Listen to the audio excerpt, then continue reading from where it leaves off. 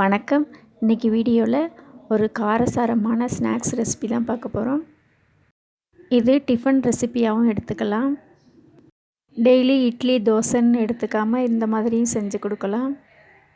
வாங்க எப்படி செய்யலான்னு பார்ப்போம். நமக்கு தேவையான அளவு ப்ரெட் எடுத்துக்கலாம். நான் ஒரு 5-6 ப்ரெட் எடுத்திருக்கேன். இந்த மாதிரி சின்ன சின்னதாக கட் பண்ணி வச்சுருக்கேன் ப்ரெட்டை. ஒரு எண்ணெய் சட்டியில் 1 ஸ்பூன் நெய் சேர்த்துக்கலாம்.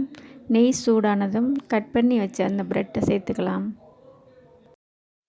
அடுப்பை நல்லா சிம்மில் வச்சு இந்த நெய்யிலேயே இந்த ப்ரெட்டை நல்லா வறுத்துக்கலாம். திரும்பவும் எண்ணெயில் பொரிக்க போகிறோம், அதனால் ஓரளவுக்கு வறுத்தா போதும்.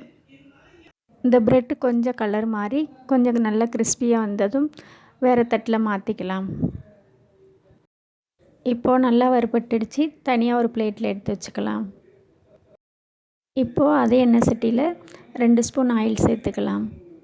ஆயில் காஞ்சதும் ஒரு பெரிய வெங்காயம் கட் பண்ணி வச்சுருக்கேன், அதையும் சேர்த்துக்கலாம். வெங்காயம் ஓரளவுக்கு நல்லா வதங்கட்டும், அது வரைக்கும் நல்லா கிண்டி விட்டுக்கலாம். கண்ணாடி பதத்தை விட கொஞ்சம் அதிகமாக வதங்கட்டும். இப்போது நல்லா வதங்கிடுச்சு. ஒரு 1/2 ஸ்பூன் இஞ்சி பூண்டு விழுது சேர்த்துக்கலாம். இஞ்சி பூண்டு பச்சை வாடை போனதும் 2 தக்காளி சின்ன சின்னதாக கட் பண்ணி வச்சுருக்கேன், அதையும் சேர்த்துக்கலாம். தக்காளியை நல்லா வதக்கி விட்டு இந்த கிரேவிக்கு தேவையான உப்பு 1 ஸ்பூன் சேர்த்துக்கலாம். தக்காளி நல்லா சாஃப்டாக வதங்கினதும் நல்லா மசிச்சு விட்டுக்கலாம். இப்போது 1 ஸ்பூன் மிளகாய் பொடி சேர்த்துக்கலாம்.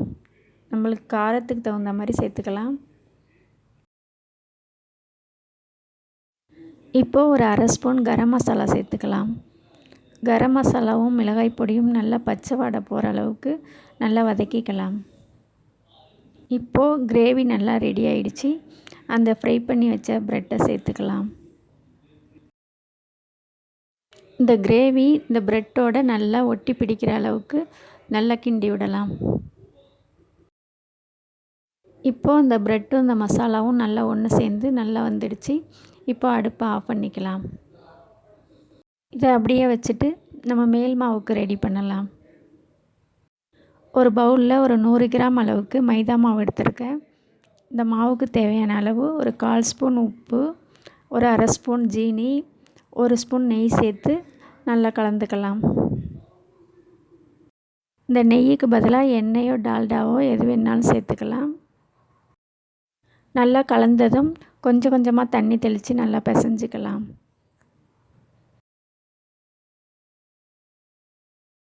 தண்ணி அதிகமாக சேர்த்துறாமல் கொஞ்சம் கொஞ்சமாக தெளித்து நல்லா பூரி மாவு பதத்துக்கு நல்லா டைட்டாக பிசைஞ்சிக்கலாம். இந்த அளவுக்கு பிசைஞ்சதும் ஒரு 5 நிமிஷம் மாவை காய விடாமல் தட்டு போட்டு மூடி வச்சிடலாம். இப்போது அந்த மாவுலேருந்து சின்ன சின்ன உருண்டைகளாக எடுத்து பூரி மாவு மாதிரி தேய்ச்சி எடுத்துக்கலாம். இந்த மாதிரி 4 ஓரங்கள்லேயும் நல்லா கட் பண்ணி எடுத்துட்டு சமமாக கட் பண்ணிக்கலாம்.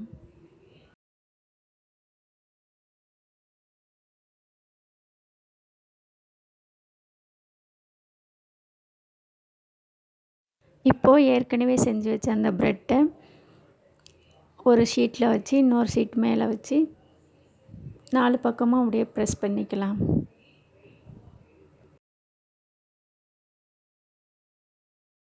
இன்னொரு உருண்டை மாவில் பூரி மாதிரி ரவுண்ட் ஷேப்பில் தேய்ச்சிருக்கேன்.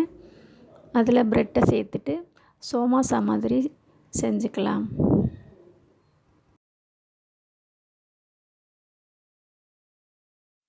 4 வகையான ஷேப்பில் செஞ்சுருக்கேன். அப்போ தான் குழந்தைங்க விரும்பி சாப்பிடுவாங்கங்கிறதுனால உங்களுக்கு பிடிச்ச ஷேப்பில் நீங்கள் செஞ்சுக்கோங்க.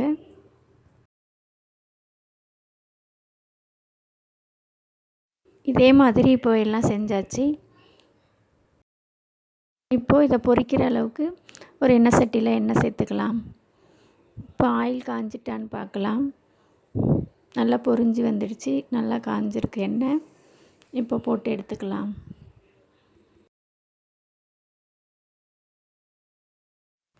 இப்போது ஒன்று ஒன்றா போட்டு எடுத்துக்கலாம். இப்போது அடுப்பை மீடியமாக வச்சுக்கலாம். போட்டதும் உடனே திருப்ப வேண்டாம். இப்போது ஒரு பக்கம் கொஞ்சம் நல்லா வெந்ததும் திருப்பிக்கலாம்.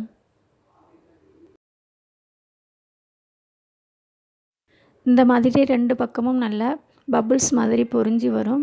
2 பக்கமும் நல்லா செவக்க விட்டு எடுத்துக்கலாம். இப்போ நல்லா வெந்து நல்லா கிறிஸ்பியாக வெந்து வந்துடுச்சு. எடுத்துக்கலாம். இதே மாதிரி எல்லாத்தையும் போட்டு எடுத்துக்கலாம். உங்களுக்கு இந்த வீடியோ பிடிச்சிருந்தா ஸ்ரீபி கிச்சன் வீடியோஸை லைக் பண்ணுங்கள், ஷேர் பண்ணுங்கள், சப்ஸ்கிரைப் பண்ணுங்கள். நன்றி.